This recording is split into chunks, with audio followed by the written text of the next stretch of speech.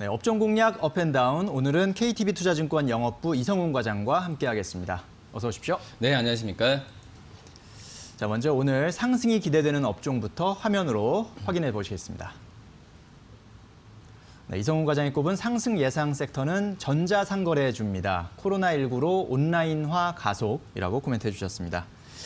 네, 역시 코로나19가 재확산되는 상황 속에서 전자상거래주가 다시 한번 또 부각받을 수 있는 그런 타이밍이군요. 네, 지금 현재 봤을 때도 이제 코로나에 대한 이제 안 좋은 얘기지만은 재확산에 대한 부분은 안 좋지만은 역시 증시적으로 봤을 때는 이 주가에 분명히 수혜가 되는 업종들이 계속 하나씩 다시 나오는 상황인데요. 이제 아시다시피 그 코로나 관련주로 진단키트 그리고 언택트 관련주도 많이 있다라고 볼 수 있겠는데.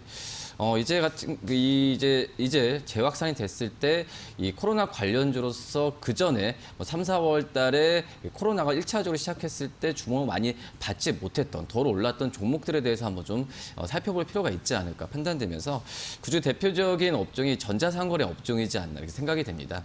우선 아시겠지만은 이제 비대면 쪽은 이제 일반적인 이제 생활과 밀접한 관계가 되고 이 부분이 전체 산업 쪽으로 연결이 된다라고 볼 수 있겠는데 그렇기 때문에 이 전자상거래라는 부분은 특히 우리나라 안에서도 그렇고 전 세계적으로 이 소비의 어떤 핵심으로 좀 자리 잡을 가능성이 좀 있지 않을까 생각이 됩니다.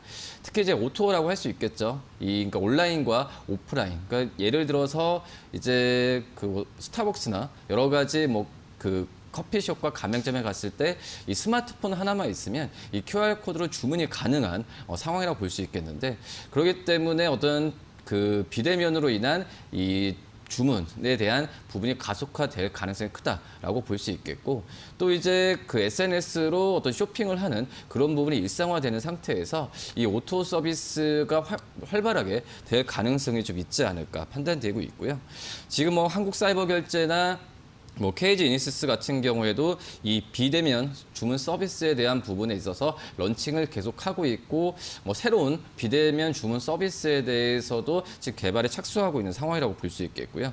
그렇기 때문에 이 향후에 이 오프라인 비대면 주문 시스템이 발전하는 과정을 본다고 한다면 이 결제 업체들, 특히 이 전자상거래 업체들한테는 이 실적에 대한 키워드가 되지 않을까 이렇게 판단이 됩니다. 특히 이제 SNS 시장이 좀 확대가 좀 되면서 이 어떤 주문 쪽에서의 결제 수수료뿐만 아니라 중개 수수료 그리고 광고 수익까지도 연결이 되는 부분이 이 전자상거래까지도 매출 확대가 같이 이제 연결이 되면서 우선 실적에 대한 기대감이 점점점 추정치도 높아지고 있는 상황이라고 볼 수 있겠고요.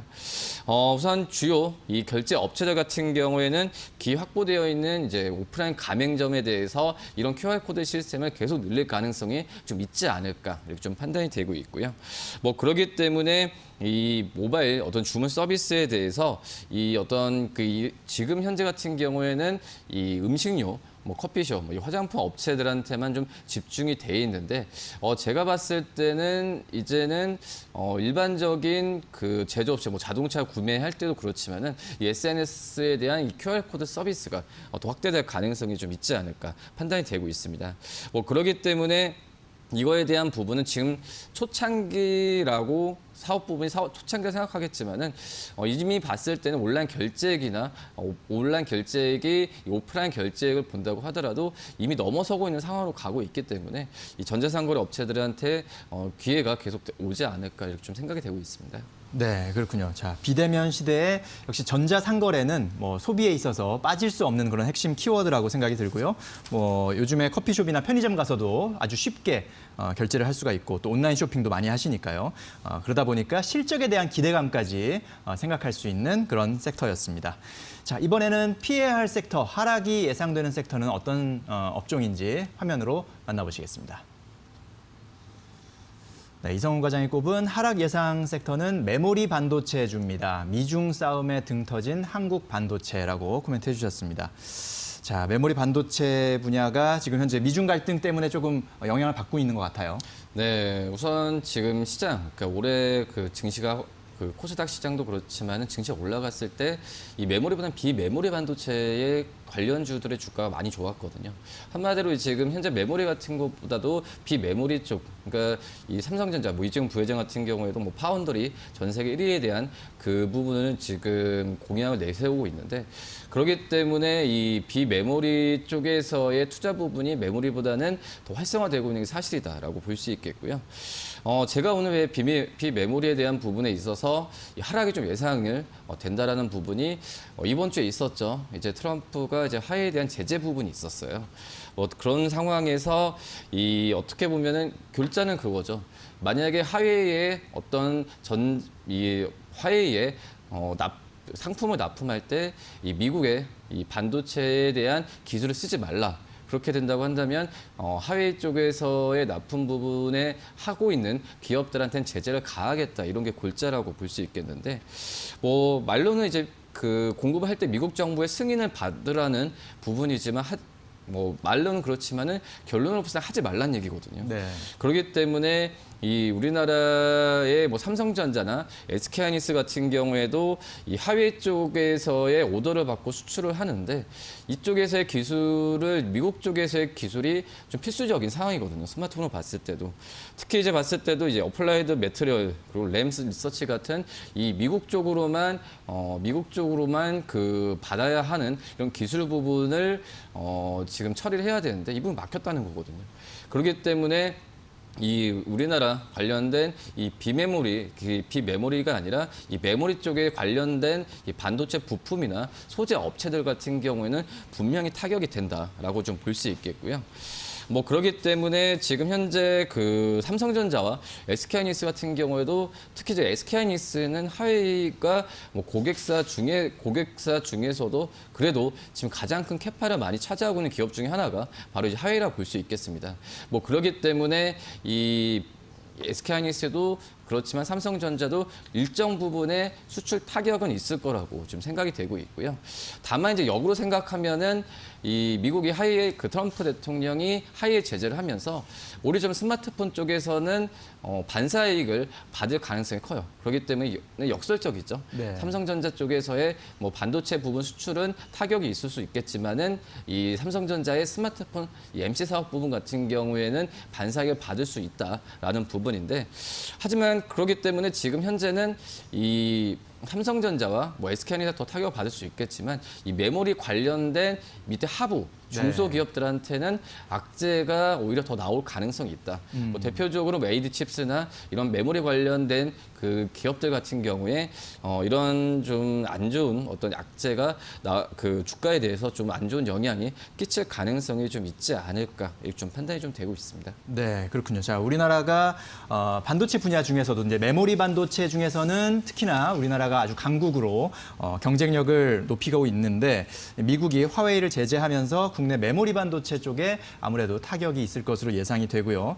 특히나 이 반도체 협력 업체들, 하위 업체들이 좀 영향을 받을 수 있는 그런 상황이라는 점도 감안을 하셔야 될 것 같습니다. 자, 그럼 이제 오늘의 핵심 공약 종목은 어떤 종목입니까? 예, 이제 전자상거래 업종 관심 있게 봐야 된다고 그 말씀을 드렸는데, 네. 뭐 다 아시겠지만 전자상거래 대표가 이제 뭐 KG 이니시스나 한국사이버결제라고 볼 수 있겠는데요. 최근에 좀 이런 그 전자상거래에 대한 관심이 높아지면서 이 관련된 온라인 쇼핑몰 그 종목들도 지금 시장에서 좀 주목을 많이 받고 있는데, 네. 그 대표적으로 카페24를 좀 말씀을 드리도록 하겠습니다. 어제 같은 경우에도 주가가 크게 좀 이런 코로나 영향 때문에 급증한 모습 보여주었는데요. 이 카페24 같은 경우에는 온라인 쇼핑몰 업체죠.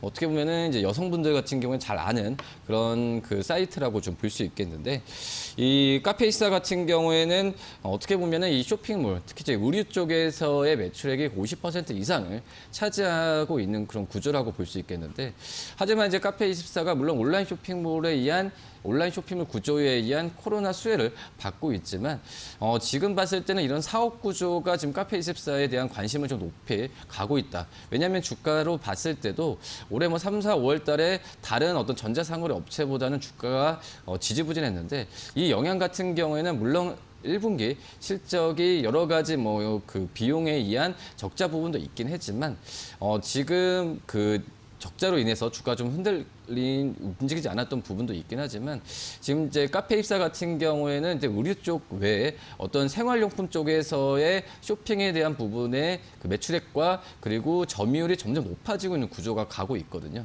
물론 이제 그 네이버페이나 여러 온라인 쇼핑몰에 의해서 시장 점유율이 아직 크진 않지만 이쪽에서의 사업 분야를 넓히는 과정에서 주가가 크게 움직이지 않았다라고 본다고 한다면 저평가 매력이 있다라고 좀 볼 수 있겠고요. 물론 2018년 4분기 이후에 총 거래 같은 경우가 거의 늘어나지 않았지만 2분기 같은 경우에 성장률이 계속해서 지금 그 전보다는 플러스로 그 성장을 하고 있는 구조를 본다면 이 카페24에 대한 관심을 꾸준히 좀 가져야 되는 게 맞지 않을까 이렇게 판단이 됩니다. 그렇기 때문에 어떤 단순 쇼핑몰이 아니라 어떤 인터페이스에 대한 강점 부분으로 이 솔루션 사업을 연결하고 있는 상태에서 이 카페24의 추후의 사업 행보로 봤을 때는 매수 가능한 시점이지 않을까 판단되고 있고요. 네. 어제 71,900원에 끝났습니다. 목표가는 83,000원, 그리고 손절가는 63,000원 말씀드리도록 하겠습니다. 네, 그렇군요. 자, 전자상거래 또 온라인 쇼핑몰 분야에서 카페24를 좀 주목해 볼 필요가 있다라고 정리를 해주셨습니다. 자, 상승 예상 섹터는 전자상거래 섹터, 하락 예상 sek터는 메모리 반도체 섹터였습니다. 저희가 전해드리는 투자 정보는 잘 활용하시고요. 투자에 대한 판단은 시청자 여러분의 몫이라는 점 다시 한번 말씀드립니다. 네, 이성훈 과장님 오늘 말씀 잘 들었습니다. 감사합니다. 네, 감사합니다.